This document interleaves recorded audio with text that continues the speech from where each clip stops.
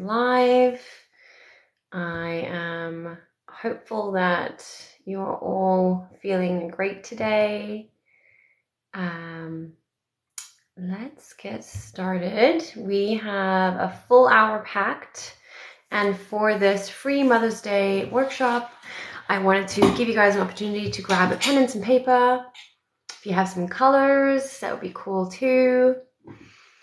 And we're going to explore our idea around what birth looks like and the ways that we've been indoctrinated into believing that there is only one way. I'd like you to settle into your seat and get comfortable with an open mind and an open heart to receive whatever feels right for you on your journey as you create your reality, your birth, and your new world with your new baby as it arrives, he or she. And as we wait for everyone just to get on board, I'll give you a bit of a breakdown of what we're going to cover today. And before we get started, if you don't know who I am, my name is Teri-Ann. I'm a childbirth educator, certified holistic nutritionist, and a mindfulness mentor, here as part of a team of people who are truly looking to revolutionize birth and how we become parents, how we parent, and really to explore this evolution and revolution that we're going through as we're awakening to the issue that the systems do not have our best interest at heart, and we deserve better. We deserve better because birth is a once or twice, sometimes more, opportunity in life that we get to experience. And why shouldn't it be amazing? We put a lot of effort and interest into our weddings, but this physiological and primal, very instinctual experience really asks a lot more of us than a room full of family members and a beautiful dress does. So in this live, we're going to explore what we've been indoctrinated to believe is the way to birth. And if we look at that in our culture here in the West, we're going to see why it can be hard to move away from this idea. We're also going to be looking at our ways of knowing, the 3 ways of knowing. And if you guys listen to my podcast, you'll hear it over there as well if you need a recap on that, if you want to share it with your friends and family. And we're going to do a little bit of birth art. Don't be scared, stick men, it'll be fine. I'll explain why we're going to do the birth art shortly. And we're going to do a little bit of journaling. And at the end, I have a really special meditation from a book that I'm exploring right now that I'm finding a ton of benefit from into getting into our body and to exploring how we feel and how we move through hard experiences like pregnancy and birth and new parenthood. So if you're ready, grab a pen and paper and ready to be journaling. I'm going to read you a little story about our first birth story. And if you can just drop into your body, center yourself, and just receive this information and just see what comes up for you.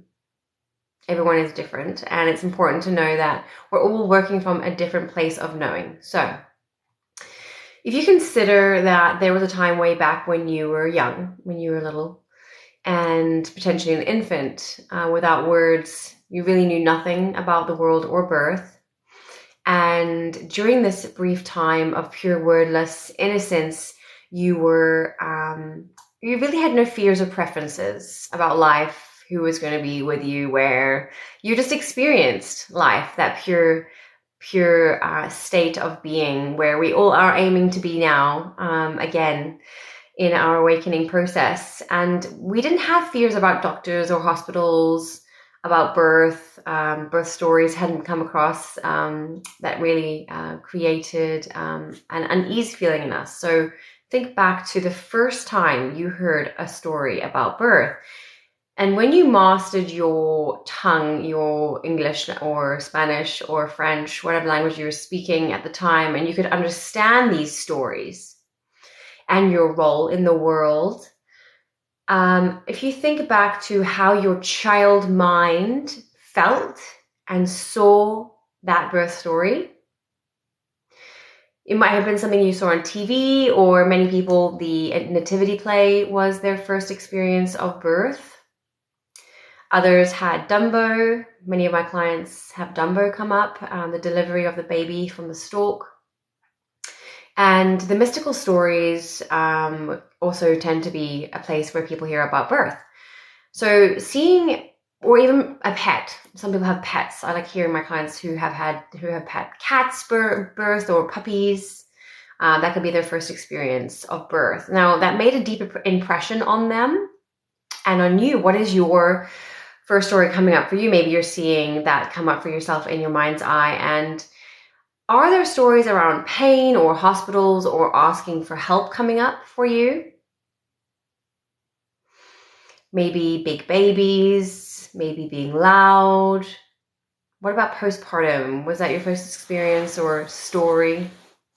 Thanks for the 333 there. 11, oh, 11133. Nice name. So if you sit with this and you see that this story is coming up for you, grab your journal. It might take a little bit of a time for you to unpack this from your child's mind's eye, and that's fine. I'll give you some journaling prompts and you can go through them now. If you have any questions at the end of this workshop, please bring them, write them down, and we will go over them.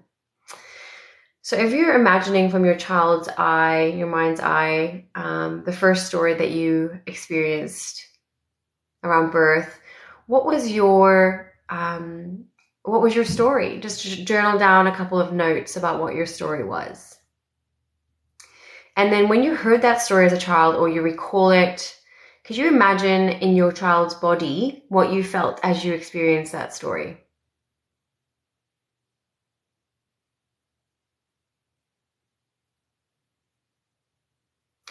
How did that story change for you as you became an adult with an adult perspective? If you just jot down a couple of things that come to mind. Maybe some images or just some feelings, whatever comes up first.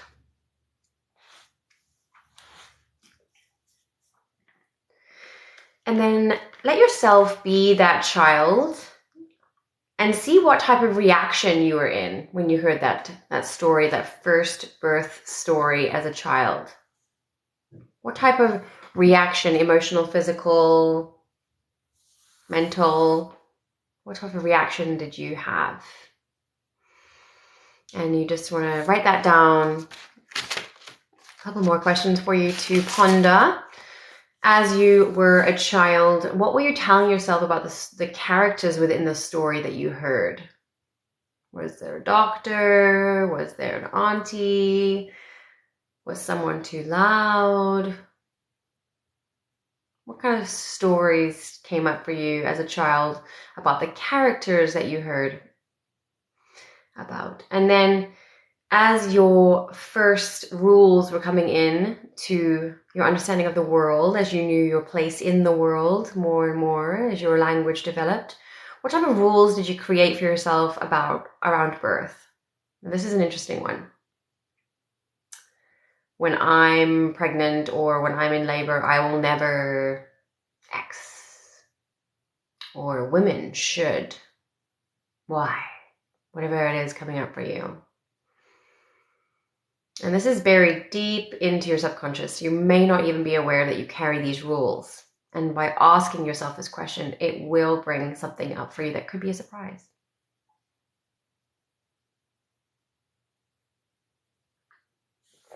Okay, a couple more. When you consider this early story this early rule, or it's probably forgotten about, as we said, how might it be influencing what you're drawn to now? What you're creating for your birth plan now, or what you're envisioning for your birth now? How might that early childhood rule around birth, the characters within the birth story that you heard, be affecting how you're creating your birth plan now? Now, if you're already a mom or a dad and you're planning your second birth or exploring the idea of having another baby, a question for you could be, how might those stories have affected your birth planning with your first, second, whatever it may be? looking back with your overview. I do encourage that you explore these questions deeper, spend some time with them, maybe just do some free writing about the points that really stuck with you, because learning about who you are on the unconscious level, it takes a lot longer than what you see on the conscious level. If you imagine yourself as an iceberg, the underneath, that giant underneath of the iceberg is far greater than the top that we all see. So exploring your unconscious knowing, unconscious rules will help you to bring what you actually want into your conscious waking life. So we're going to move on to something called the 3 ways of knowing. And this aspect of understanding who you are, how you make decisions around birth, how you make decisions around who's going to be with your baby after birth, what feels right for you, basically. The 3 ways of knowing. So there's the intuitive knowing. Now, intuitive knowing is something that is really fast. It's almost like a deeper knowing. And there's a really great study to show this. And I'm sure many of you are playing with your intuition now as we awaken our intuition more in this awakening.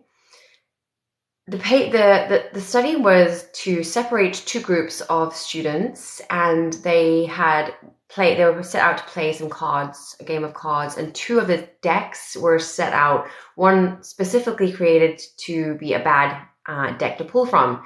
Now, they didn't know this until they'd done a few rounds of this card game.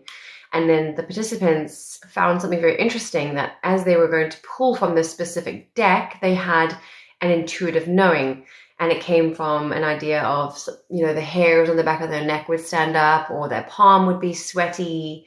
They knew before their conscious mind knew that that deck wasn't right for them, that it wasn't giving them what they needed. So they intuitively listened to their body cues, their intuition, and they stopped pulling. And the conscious knowing that they had, that hunch, is their intuition. And listening to our intuition as women is something that we have been trained out of. Oh, no, don't listen to your period pains. They don't mean anything. Just take a pill. Just quiet down. It's fine. Be a good girl. Then there's a modern knowing. Modern knowing is very much our culture. We need modern knowing to navigate our hospital system. And so it's very left brain. Our right brain is very creative. It's very feminine in that it is very intuitive and it's very physical. And our left brain is very masculine. It's very linear thinking, research, Google, creating a birth plan. It's very linear thinking, and it is something that our modern world provides as an opinion. It's definitely not fact. No one birth will go the same way for anybody. So even a birth plan can be quite a mystery as to why we do them. But there is a lot of benefit into understanding what options we have.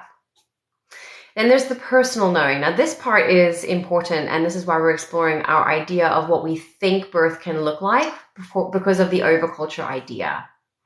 So personal knowing really helps us to relate to the other kinds of knowing. And the more you explore your journaling prompts, the more you'll have better personal knowing for your individual benefit. It really helps to understand how you feel with conflicts with authority. A white coat. Someone comes in and they tell you their opinion. Are you like, okay, yeah, I trust you 100%. I believe everything you say, and I think you know everything. And if you have to question them, how does that feel in your body? How does that feel for you? And a lot of people struggle with the questioning of authority aspect, especially as good girls. Where there's a conflicting response, awareness, it will give you an opportunity for choice where there wasn't one before. And again, that's tapping into your intuitive knowing and tapping into your modern knowing so that your personal knowing can tell you what's right for you. Especially what's right for you in the moment, what's right for you and your baby, what's right for you and your care team that you have. So knowing all 3 layers of knowing really will help you to navigate decisions in a way that is for your highest good. Feeling into that. And I have a story that I want to tell you that really does represent the types of knowing that we have. And it's a very old story. You might know it. It was told by the Buddhist Bahan, Jade, and Sudi traditions for thousands of years. And it's about the 6 blind men who heard of an elephant coming to town, and they wanted to know what an elephant was. So they all went downtown, and as they came across this elephant, they all individually touched the elephant, one touching the tusk, exclaiming, "Oh, it's like a spear. An elephant is like a spear." The other touching its tail, saying, "Oh, an elephant is like a rope." Another touching its side and saying, "Wait a minute, an elephant is like a wall." Another touching its ear and saying, "An elephant is like a fan." Another touching its trunk and saying that an elephant is like a snake. And this default into an argument because every single one of those blind men had a very different perspective of what the elephant was like from their very narrow ability of their point of view. And if you think about how this can represent where we are in our journey to becoming a parent, in birth, in preparing for labor, what limiting beliefs do you have, or what blinders do we have on as a culture to what is possible for us as a culture, for women, for birth, for exploring the spiritual awakening threshold process that labor is? And if we can bring balance into knowing this and understanding that there is no one way for one family, how can we bring more choice, more options? So our modern culture really needs to learn how to listen to our intuition, especially us ladies, because of our conditioning to be the good girl, to be a helper, to be there for others when it is depleting our tank, but yet we don't want to let people down. All of the things that we've been conditioned into believing makes us a good person when we're moving from a space of lack or fear. This is really important at this time in our lives as we're going through such an amazing transformation here in the last couple of years. And beyond, we are realizing, and science is showing us very clearly in society, that fear shuts down your thinking brain, and you'll just take the quickest route to the easiest escape from that uncomfortable feeling. So I invite you to journal down and note in your day-to-day when you feel something come up for you that is uneasy, just noticing it and writing it down and coming back to explore that later. Now, I really encourage you to take this with you to your care provider meeting, with your midwife, your OBGYN, your family doctor, whoever it is that you are working with in your care team. And if you're already a mom, I invite you to bring this into your day-to-day interactions. Mums and pregnant women have a very heightened level of hormones, and we feel so deeply. We cry way more easier.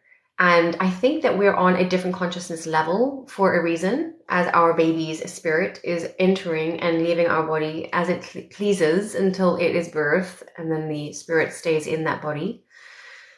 I believe that our consciousness is different for a reason, and how we feel in our body is different for a reason. And if we were to be looking at the history of how people treated pregnant women like the goddesses they are, we would see that there is a very big lack of empathy, understanding, and nurturing for pregnant women and new moms, because social media is so 2D.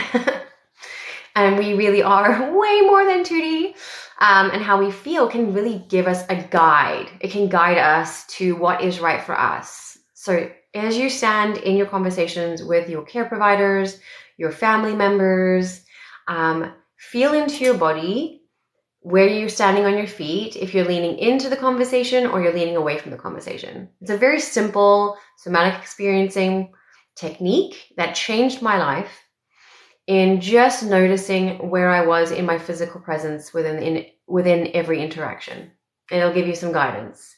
And I'd love to hear from you how that's going.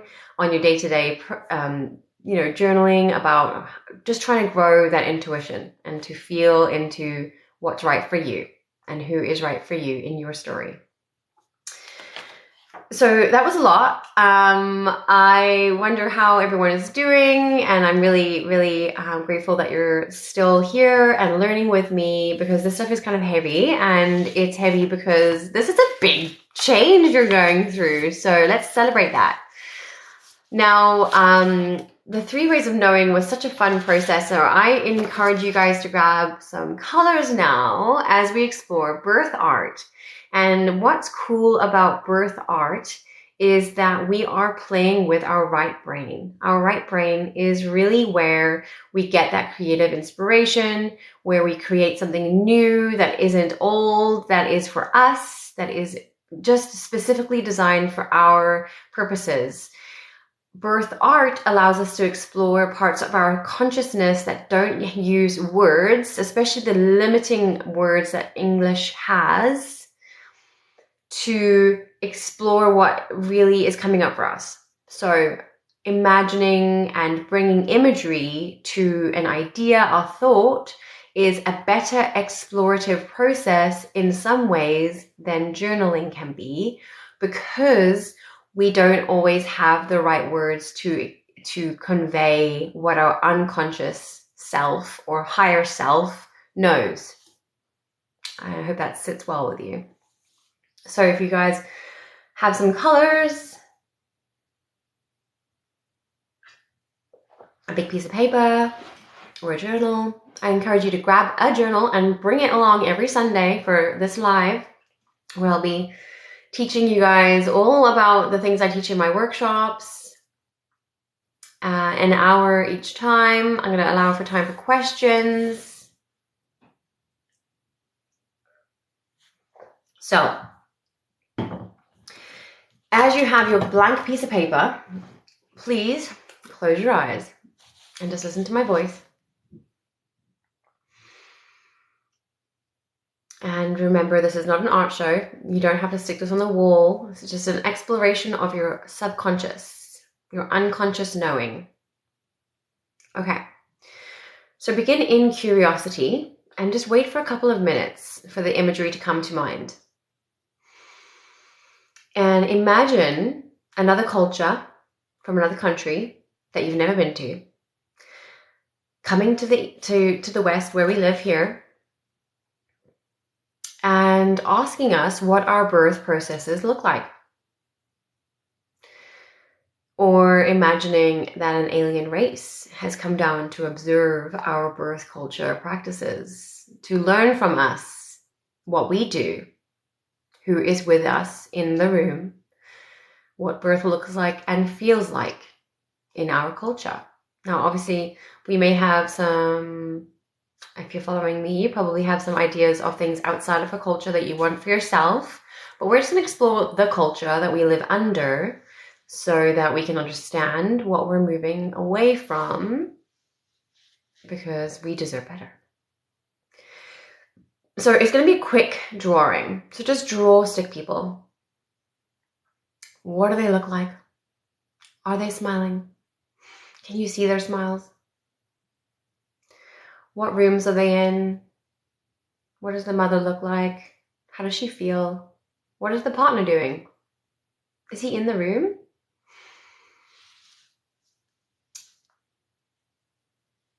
Take your time. It doesn't have to be too complicated, but it would be very helpful for you to just keep drawing until, just for another minute. And if you're catching this on the replay, if you need to pause before coming back, do so.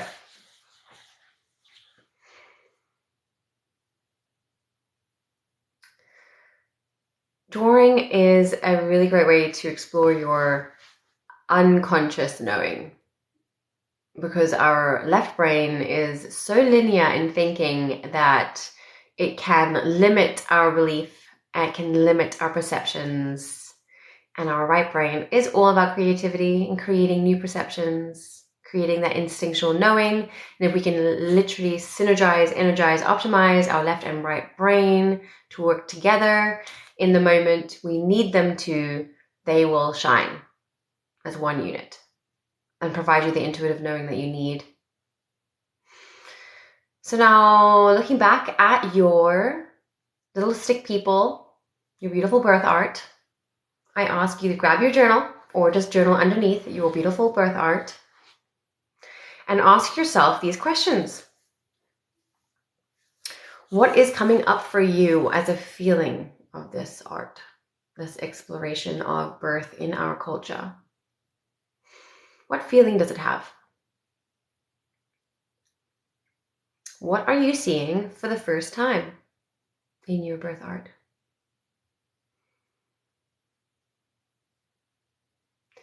And what are you feeling personally? Do you have a physical feeling? What is coming up for you? What's really interesting is a lot of my clients will have new questions at this point.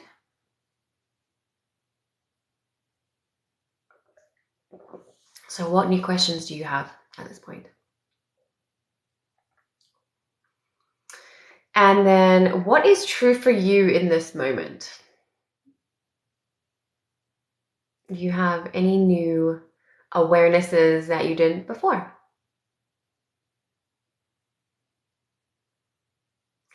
Such a fun process. I really do encourage you to do more of this, and I will start joining you on the drawings. I think it'll be a bit more interactive that way. Let me know in the comments. If I'm doing birth art processes, would you like me to draw with you so that you can get some inspiration from the visuals that I can create? Let me know.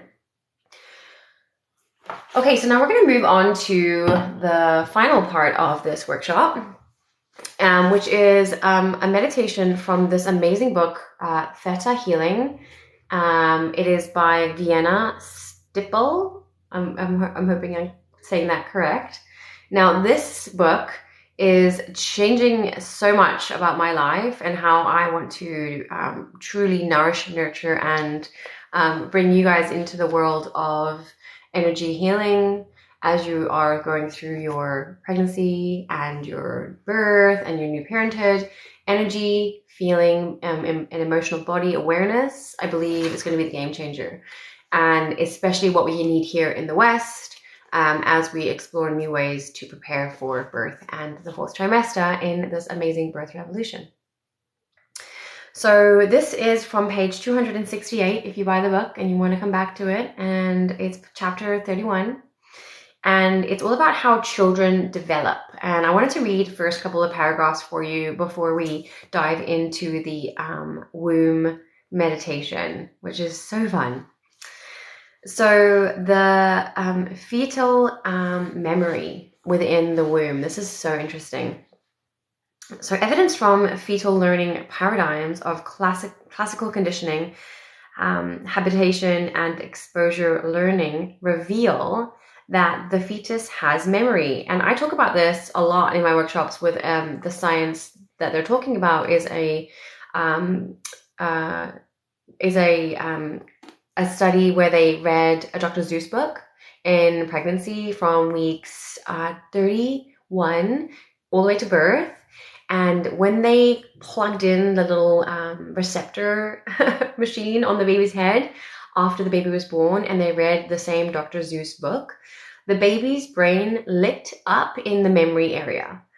So it was clear evidence that your baby is listening to you and can hear you very clearly while you're pregnant. And so it's really important for your partner to speak to your baby. And so this part, the existence of this is in some form is no longer in doubt. That it's just very cool. The baby is experiencing the world. We used to think that they were just little blobs and they really didn't have a brain yet. So we've really come far in our evolution in understanding what's going on in the womb. And there are a number of reasons why the fetus should have memory, not perhaps one of the complexity of an adult or even an infant, but sufficient to ease the baby's process into the world after birth. So to me, that means to bring a space of comfort we all need that comfort, right? And the comforting sound of the mother's voice is one that will bring the baby comfort, will reduce the stress hormones and bring the serotonin, which will bring the melatonin, which will bring the sleep, which will bring the growth. It's all synergistic. And the book says possible functions that have been discussed are practice, recognition and attachment to the mother, promotion of breastfeeding and language acquisition, and further studies are required. More information, see if there's another study that they were referencing now. And then sending love to the baby in the womb. So this is us leading into our womb meditation from this book. So if you're into this, stick around. So from the moment of conception, babies are aware of everything around them. The feelings, the emotions, and beliefs of the mother are often projected to them, which is so interesting. Traumatic thoughts, feelings of not being wanted or being overwhelmed, and other stresses can affect their noradrenaline and serotonin levels. Alcohol and use of drugs also affect the mental health and physical development of the fetus. Some babies start out as twins, but nature only allows but 1/3 of twins that are conceived to be born. This sometimes causes severe loneliness in the remaining twin. The attachment abortions also have an affect an individual. Attempted abortions also affect an individual. And then there's basically that spiritual healing that needs to be happening within our culture around that. The sending love to the womb baby exercise is an amazing healing process, and this is what we're coming to here. You can do this exercise on yourself, on your children, and on your parents, realizing, of course, that they have free agency as to whether they accept it or not. And with, if you want to do this exercise for others, that's possible for you. So this exercise can benefit many diseases such as fetal alcohol syndrome, bipolar disorder, attention deficit disorder, sorry about that, and autism, and may simply eliminate them altogether. So sending love to the baby in the womb, you will understand the negative emotions, but doing this exercise will reprogram the subconscious from a place of true love. So you're basically going to be transmuting negative emotions into love. And that is what we're here to do. Us human beings at this time of ascension are here to transmute negative emotions that may come up in you, and you let them go and send them back with love. Replace the negative with the positive. So don't get caught up in the drama of feelings in this exercise and just stay focused. Just let go what doesn't feel right and step into what does. And the more you do that, the more you're going to be in what does feel right than what doesn't, which is amazing. We are really capable of manifesting our reality by choosing what we accept in our reality. So this is the process. And if you guys are ready, you can sit comfortably, and I will, as we go through, just note that there is a day-to-day exercise that this author does recommend. Now, if you don't know what Theta Healing is, there is tons of workshops, and it's basically very similar to Reiki. It is a healing modality, an energy healing modality. And it is something that you can do on yourself every day. So there's one aspect of this, which is the third part of the meditation that you can do day to day to connect with Source or God or whatever you want to call it. I call it Source. And if you add the rest of this meditation to that daily practice, you will see results. You will see results. You will see much more love in your body than before, and you will also receive much more downloads and intuitive knowing by practicing connecting to Source. So let's center ourselves. Feet on the floor, back up straight. It's really important to have your back up straight so that your chakras can align. Sit bones are also very important to sit on so that you can make sure that you're creating space in your pelvis for your baby. These are your sit bones. If you don't know what they look like, the more you sit on your sit bones, the wider your pelvis will be. Look at that flexibility. You are powerful. You are very mobile, especially in pregnancy and after with all that relaxin hormone. So sit on your sit bones every day. Don't cross your legs. Crossing your legs will limit the space in your pelvis. And it will also cause strength, like tightening in your muscles around your pelvis. We don't want that. Really, you'd like to sit with your legs a little bit apart and you'd like to sit on your sit bones with your back up straight also activates your chakras, allowing you to receive your downloads from source and your intuitive knowing, to really be aligned with yourself in your energy body and your emotional body. So let's go. Centering in your heart, closing your eyes, center yourself into your heart, and visualize going down through your crown chakra, through your third eye, through your throat, through your heart, through your solar plexus, through your sacrum, through your root chakra, down your legs, into your feet, and through your feet, into Mother Gaia, into Mother Earth. Happy Mother Earth, which is part of all that is. Now, once you've got that energy moving through your whole meridian, visualize roots going down to Mother Earth.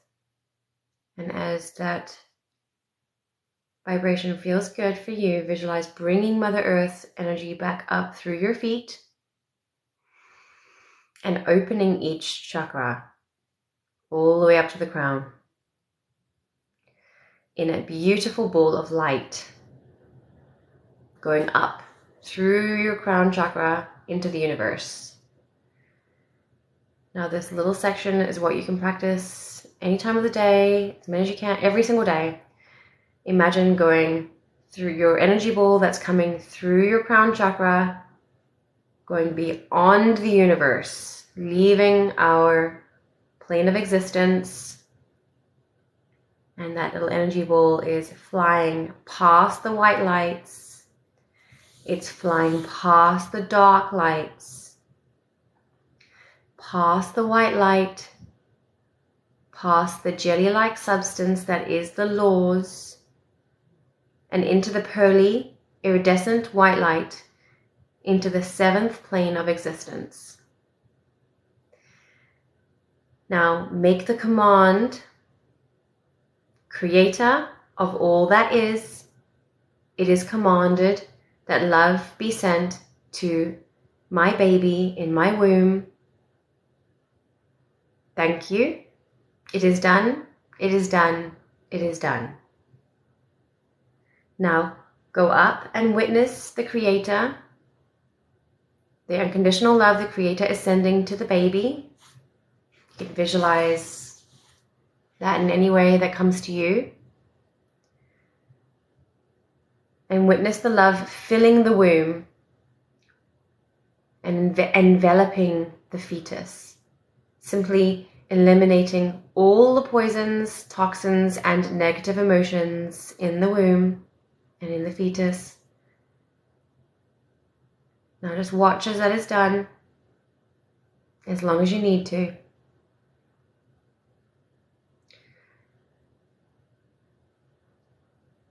As soon as the process is finished,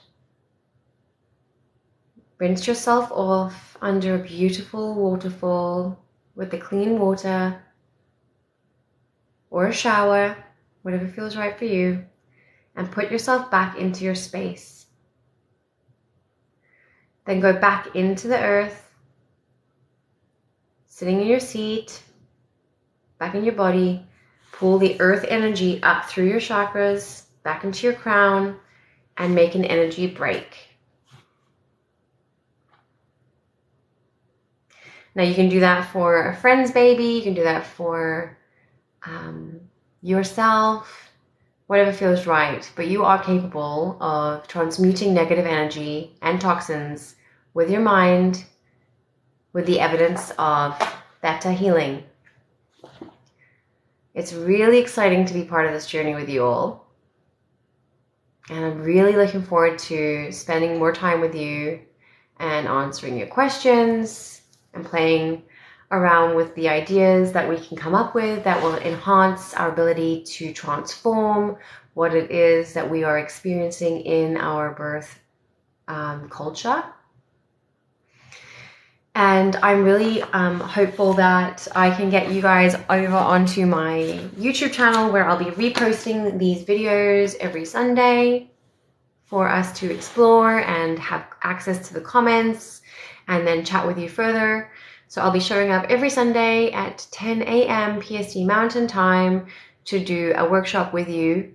Every week we'll provide you a new perspective, some prompts, some meditations, and ways to tap into your relationship with your baby in or outside of your womb. My processes work for people who are already parents as well.